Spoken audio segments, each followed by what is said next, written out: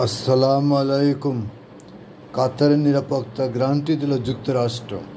এখন থেকে কেউ কাতার আক্রমণ করলে তার বিরুদ্ধে কাতারের পক্ষে যুদ্ধ করার অধিকার পেল যুক্তরাষ্ট্র। কাতার এখন নিশ্চিন্ত হলো।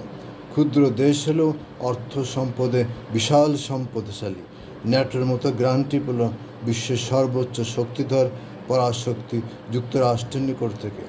এ সম্পর্কে হোয়াইট হাউস থেকে নির্বাহী আদেশ জারি করা হয়েছে। দেখা যাচ্ছে ইসরায়েল কাতার আগ্রাসন করে সাপে বর হলো।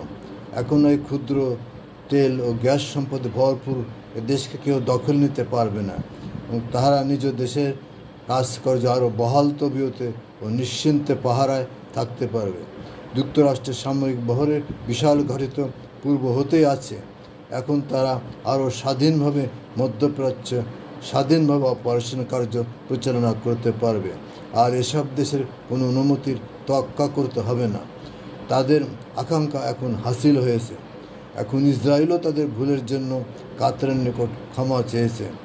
আল্লাহ প্রদত্ত খনিজ সম্পদ বিক্রয় করে তারা বিলিয়ন ট্রিলিয়ন ডলার মূল্য অস্ত্র ক্রয় করে, কিন্তু তারা তা চালনার সাহস পায় না কিংবা কোনো সুইচ তাদের নিকট থাকে না।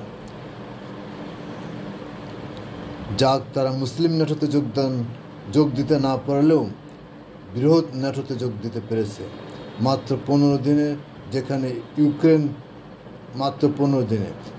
ইউক্রেন ইউরোপ থেকেও যোগ দিতে সক্ষম হয়নি। এটা তো তাদের চরম পাওয়া। আসসালামু আলাইকুম।